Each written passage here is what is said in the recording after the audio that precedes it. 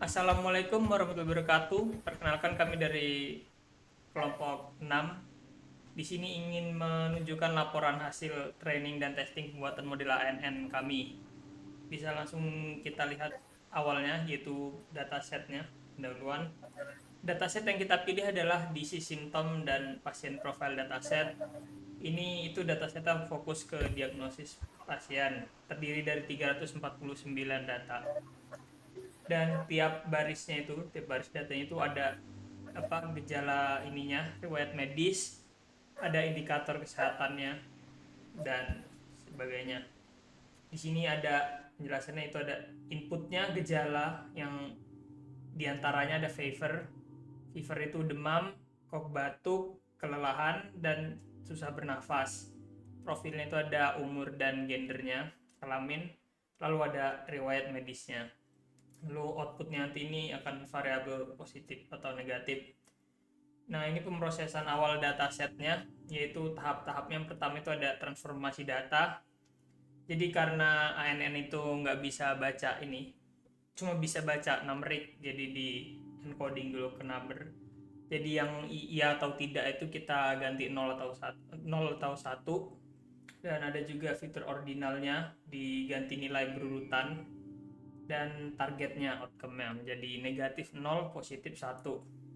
Lalu ada selanjutnya, yaitu pembentukan fitur dan label.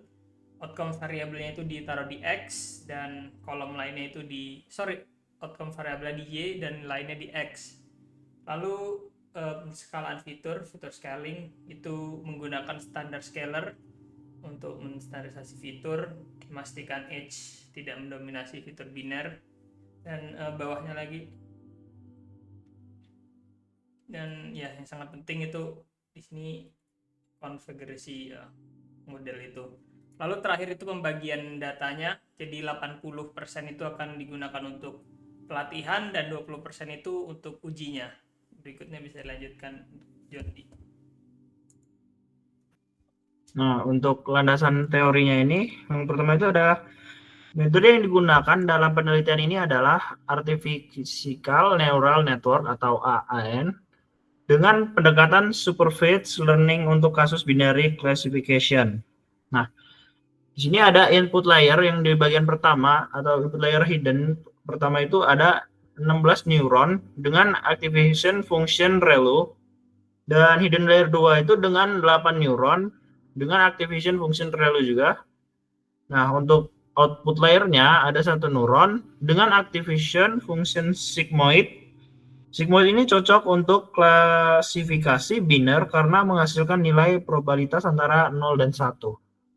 Untuk konfigurasinya pelatihan model ini, untuk komponen optimizer kita menggunakan ADAM atau Adaptive Moment Estimation. Alasannya mampu menyesuaikan learning rate secara adaptif dan mempercepat pelatihan. Lalu untuk komponen loss functionnya kami menggunakan binary cross entropy. Fungsinya itu untuk kerugian standar untuk tugas klasifikasi biner, mengukur performa model dengan probabilitas keluaran tunggal. Nah, untuk matriksnya menggunakan akurasi, metrik untuk mengukur persentase kecepatan prediksi model. Epoch-nya sendiri menggunakan 50 kali, dan batch size-nya adalah 16. Selanjutnya akan dilanjutkan oleh Gymnastiar. Selanjutnya untuk hasil eksperimen dan pembahasan. Hasil pelatihan model ini, proses pelatihan dilakukan sebanyak 50 epoch, di mana ada grafik di bawah ini yang menunjukkan kinerja model. Terlihat bahwa akurasi latih dan akurasi uji mengalami peningkatan dan cenderung stabil di akhir pelatihan. Kedua kurva bergerak beriringan menunjukkan bahwa model tidak mengalami overfitting yang signifikan. Untuk akurasinya itu sebesar 74,29% dan nilai loss-nya itu sebesar 0,5663. Analisis grafik loss, di mana kurva loss pada data latih dan data validasi mengalami penurunan yang stabil yang mengindikasikan bahwa algoritma optimasi ADAM bekerja dengan baik dan meminimalkan tingkat kesalahan. Untuk hasil pengujian model ANN dilakukan data uji sebesar 20% dari total data untuk mengukur kinerja objektif model, yang dimana akurasinya seperti yang tadi disebutkan, dimana interpretasi dari akurasi ini adalah persentase ketepatan model dalam memprediksi diagnosis akhir, positif atau negatif, dan loss-nya itu dapat diartikan tingkat kesalahan prediksi model. Keberhasilan pengujian ini disebabkan oleh dua faktor, di mana satu itu adalah penyederhanaan tugas, di mana hanya perlu memprediksi 2 kelas, positif atau negatif, bukan ratusan jenis penyakit, sehingga pola data lebih mudah dipelajari.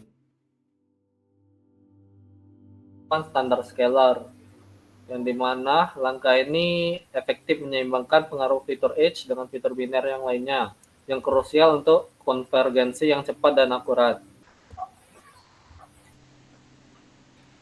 Kesimpulannya adalah model ANN dengan arsitektur pendekatan supervised learning untuk kasus binary classification berhasil diterapkan untuk klasifikasi biner atau positif negatif diagnosis untuk diagnosis penyakit.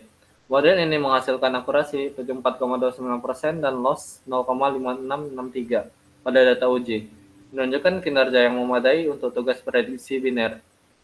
Hal ini disebabkan oleh fokus pada tugas klasifikasi biner yang sederhana. Implementasi langkah-langkah pre-processing seperti encoding dan standard scalar sangat vital dalam mencapai performa ini.